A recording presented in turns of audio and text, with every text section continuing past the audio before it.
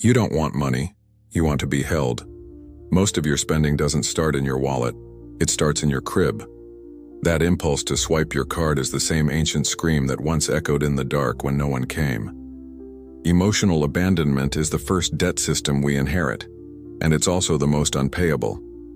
Spending has become a silent ritual of substitution, an unconscious attempt to fill the void with objects, status, and distractions. Capitalism doesn't sell you products, it offers anesthesia, and you, driven by loneliness and unmet needs, learn to call that freedom of choice. I spend because I deserve it, is the adult version of no one gave me love, so I'll reward myself. The system loves this narrative. It needs you emotionally infantilized, regulating your self-worth through invoices and packaging. They preach meritocracy but omit that today's greatest merit is the ability to bury your own abandonment. They talk about financial freedom but hide the emotional cost, because true emotional freedom isn't profitable. Money is not the root of your problem. It's the stage where your unresolved childhood pain performs a drama of escape and denial. You're not overspending. You're screaming for connection, trying to purchase belonging in monthly installments. Every click on a sale, every interest-free payment plan is a symbolic act of not wanting to be forgotten. And the worst part? It works, for a moment. For a second, you feel seen, loved. Then, the silence returns, because love bought is never enough. And so you consume again, not from desire, but from withdrawal. Emotional abandonment has become a business model, and the more you deny it, the higher the price you pay. Why now? Because we're living through an emotional collapse disguised as an economic crisis. People aren't breaking because of money. They're breaking from a lack of love.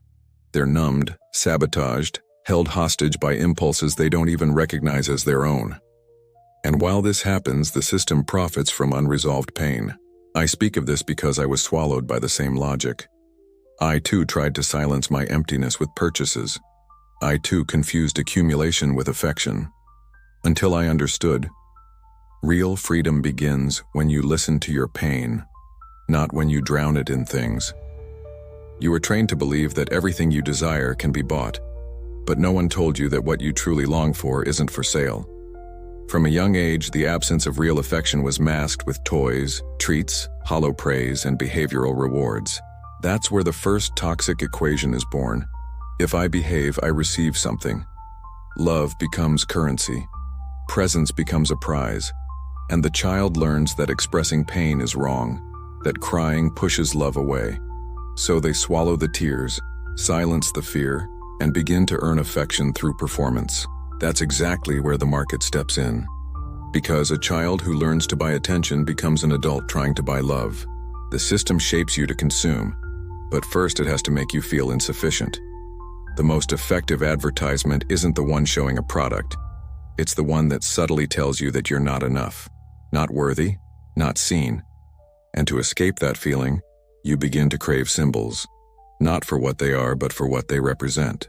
A phone isn't just a phone, it's validation. Clothes aren't just fabric, they're belonging. An expensive dinner isn't about food, it's about feeling like you matter.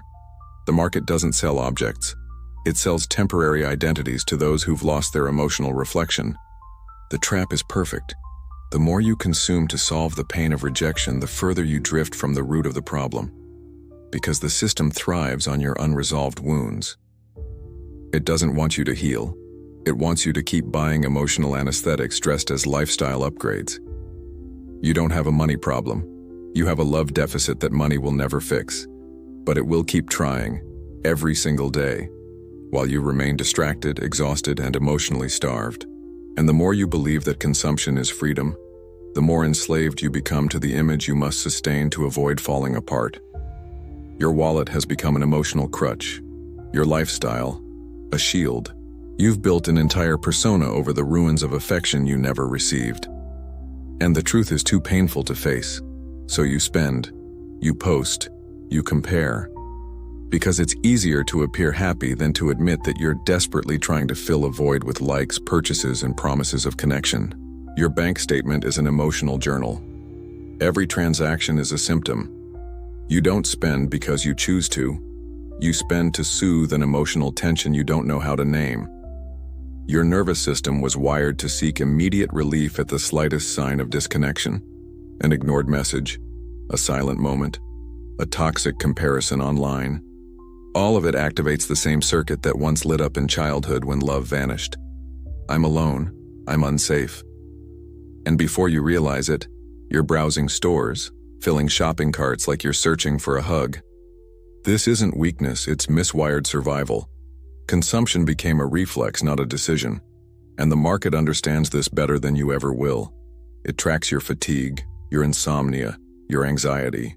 It knows exactly when you're most vulnerable and delivers surgical emotional triggers cold as predators. Algorithms don't sell products, they map your wounds and offer placebos. Everything is personalized, except your awareness. This is the most perverse part. Abandonment is no longer an accident. It's an economic engine. The system needs you to constantly feel lacking, behind, inadequate. Because only those who feel small consume big. You've been domesticated to seek self-worth outside yourself, to deposit your identity into symbols that are purchasable, fragile, and disposable. And so your soul has been mortgaged in easy installments, with compound interest in loneliness. Have you noticed that it's never enough? That after every purchase comes an even louder silence? That's not consumption failing. It's consumption working exactly as designed. It was never meant to satisfy you. It was meant to keep you hungry. Hungry for validation, for affection, for meaning. Emotional capitalism doesn't want you whole. It wants you stylishly lost. It wants you to decorate the prison you've built from the scraps of what you never received. The biggest lie they told you is that you're free to choose. But how can you be free if your choices are hijacked by unresolved trauma? If your instincts are Pavlovian, designed to avoid emotional pain with financial reaction? Until you trace your impulses back to their source, every dollar you spend will be a cry no one hears, not even you. Spending has become a ritual of relief, not a rational act, but an emotional trance. This is where consumption reveals itself as addiction, not to things, but to sensation, to dopamine, to distraction. Each purchase triggers a chemical wave that mimics comfort, warmth, belonging. That's why the relief is so brief, because it's not real. It's chemical, symbolic, fleeting. And like any addiction, the more you consume, the more you need to feel anything at all. You're not accumulating stuff. You're sustaining an artificial emotional state that keeps you from collapsing. The system knows this like a dealer knows the high. It understands that abandonment was the first drug, and consumption is the daily dose that keeps the breakdown away. Modern advertising is emotional pharmacology. It detects your internal state and offers the perfect product to modulate your pain. If you're sad, buy. If you're insecure, buy. If you're lonely, post, spend, expose yourself. And so you enter a loop of self-sabotage disguised as self-care. You call it treating myself. They call it average ticket size. It's affection as a service, relief as a commodity. Addiction sets in when pain becomes routine and relief becomes code. You act without thought, spend without wanting, buy without needing. Automatic consumption is the native tongue of the wounded unconscious. And the more automated you are, the more profitable you become. The algorithm doesn't want you to think. It wants you to react, to repeat, to confuse the symptom for the cure, to feel free while living under an emotional sentence you never consented to. Here lies the final trap. The system offers you identity in exchange for your absence. You gain a social persona, a look, a narrative, and lose contact with your actual self. Consumption gives you something to display, but hollows out what you feel. You begin to exist only in the reflection of what you own. And the stronger the image, the weaker the connection to your original wound. You become a storefront for a love that was never yours, and pay a high price to keep the illusion alive. To see this requires courage, because it means admitting you're not in control, that your so-called freedom is often just an emotional dependency dressed in financial independence. But here's the truth. Awareness is the first act of detox. Only those who recognize the pattern can begin to break it. You are not broken. You are conditioned. Your pain is not a flaw. It's memory. It's a living code of survival that once learned to confuse relief with love, absence with normal, and consumption with healing. But there's a sacred moment between impulse and action, a fraction of lucidity where everything can change. In that moment, if you dare not to flee, not to buy, not to numb yourself, the truth emerges. And with it, an ancient power, the right to feel, the right not to abandon yourself. Feeling pain isn't failure, it's language. Your longing isn't weakness, it's the inheritance of an emotionally illiterate world. Most adults around you never learned how to love without negotiation, to connect without fear, to exist without performance. You're not alone in this. But you are surrounded by people who learned to handle emptiness by manufacturing distractions. Consumption became our collective dialect. Those who feel deeply are labeled too much. Those who seek depth are called needy. And so we build walls where we lacked affection, wear labels where we lacked presence, and swipe cards where we lacked comfort. But you can interrupt this, not through willpower, but through clarity. With the awareness that every spending impulse is a crossroad, either you reenact the addiction or you investigate the pain. That invisible silent choice is the beginning of freedom, because only those who face the void realize they don't need to fill it, only to understand it. The void is not the enemy. The enemy is the unconscious pact to never feel it. And that's the contract you're beginning to break now. By naming your pain, you disarm the system. By acknowledging abandonment, you reclaim power. Not to fight consumption, but to choose it. When, how, and why. Real freedom isn't about having money. It's about having awareness. Knowing you don't have to prove anything to anyone. That your value doesn't live in aesthetics, status, or bank balances. It lives in your ability to feel, especially when everything around you tells you to run. This is the start of a new narrative. One where money becomes a tool, not anesthesia. Where you stop buying love and start cultivating presence. Where silence ceases to be a threat and becomes a sacred space to reconnect with who you were, before scarcity, before performance, before the system. You are not in debt to the world. You are in debt to your own story.